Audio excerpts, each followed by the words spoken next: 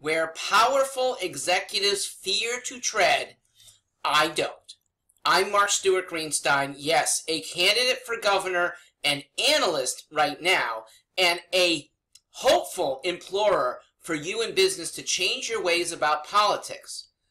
Your ways about politics tend to be quiet. You don't want to make waves. But here is why you have to.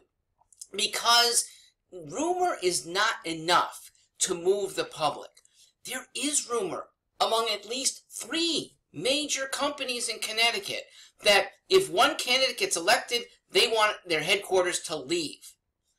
Well, do something about it, not rumored. You don't have that many votes, but you can implore people to get aware that if they vote the wrong way, the whole economy suffers. If they're employees, their job suffers. It could go away totally. You have a lot of power that you're not exercising, and you should. It is the American way, and there's also the brave way. We're supposed to be the home of the brave, not to be chicken about voicing an opinion that might anger some people. It will get you allies when you're stand-up. And let's say the other guy does win, okay? You think he's going to punish you? Maybe that's an instinct. But in the process of having more power and being out there more forcefully, that candidate's going to listen to you. Yes, I'm somewhat referring to Ned Lamont, who does want to keep business in the state. Yes, he has some wayward progressive policies, but I've come to know him as willing to listen, far more than Stefanowski. Stefanowski listens to donors, so you better pay up if you want Bob to be listening to you. Ned has the ability. And if you, the corporate elites, get yourself more in play, then no matter who's elected, you've got clout. It's a shame that you're not willing to make endorsements.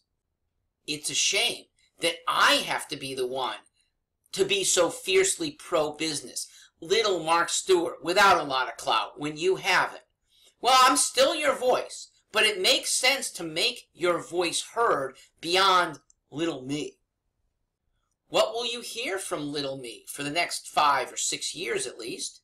You'll hear a fiercely pro-business message that the state can't go around expecting business to pay for individuals' ails.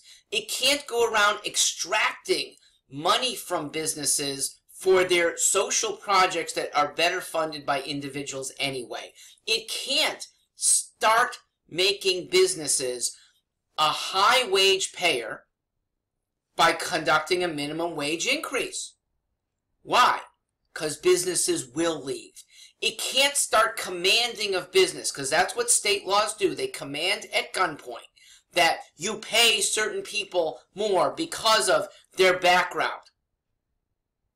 Businesses pay fairly.